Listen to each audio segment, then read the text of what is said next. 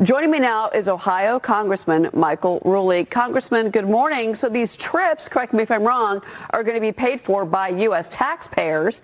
But also, why are these Democrats grabbing onto this one individual who has, Pam Bondi has said, has ties to MS-13 and is not a U.S. citizen? Good morning, Cheryl. Tell Peter Cottontail that we're doubling down on stupidity. I mean, we have an MS-13 gang member that got deported to El Salvador, his home country, where he belongs. I am going to plead to the chairman that Codell is rejected. The taxpayers are not going to pay for this show to go get somebody that is part of MS-13, a gang that supports the murdering of our kids, the raping of our women, and the destruction of Western culture. This is an embarrassment to the opposition party.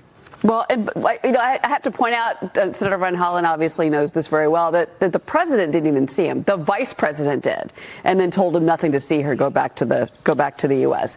And I am paraphrasing. But, Congressman, I want to ask you about this. Minnesota Governor Tim Walz called you out during a town hall in Youngstown, Ohio, earlier this month. He claims you're ducking voters because you didn't attend, calling it a symptom of Donald Trump.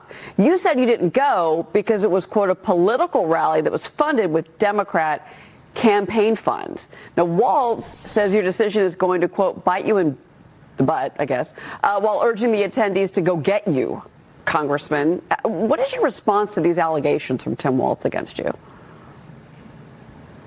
Well, I think the governor is reckless, so we're going to start right there. He's a reckless governor. And here's another thing. He should probably consider resigning, because when's the last time he's been in Minnesota doing the job that he was? Let's be clear what this tour was. This tour is a launching of his presidential run for 4 years from now. He is irresponsible. On that Monday in particular, we had votes on the House of Representatives. We had committee, and we had all kinds of discussions about the policy of the great, big, beautiful bill that the president wants delivered. Governor Walz to come to Youngstown, Ohio, a city that he knows nothing about, and to use Soros money. You know, the local Democratic leader says, oh, it was organic.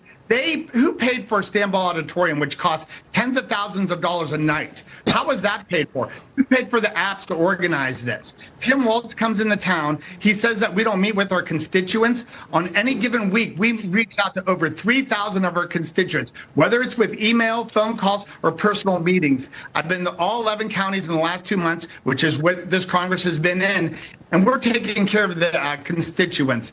I'm really, really sad that Tim Walz is more concerned with headlines than the people of Minnesota. My heart goes out to the people in Minnesota. When's the last time he's been at his desk doing the job that he was elected to? Perhaps he should consider resigning, and then he could spend all day doing these town hall tours.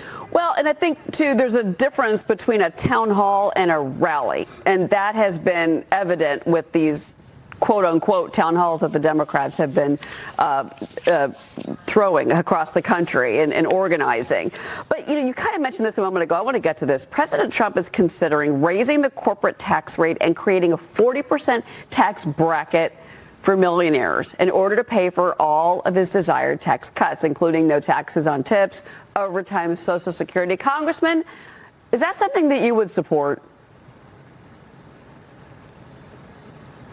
Well, I think a pro-growth tax approach is the way we want to go. You know, this big, beautiful bill, we want to preserve these tax cuts. We want the markets to calm down. We want the bonds to calm down. We want to make sure that people know that we're going to preserve the tax cuts that you have enjoyed for the last several years that President Trump started in his first administration. As far as you go with the upper crust, I think that's going to be a nuance that's going to evolve every day. I think the president's going to talk with Speaker Johnson, and we're going to see how that makes sense. We want to make sure that the corporate world, which your viewers are, they understand that Congress is beside you.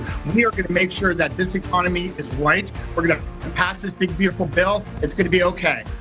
All right, Congressman Michael Rulli, we're going to be watching. It's pretty interesting proposals coming out of the White House right now. Thank you, sir. All right, coming.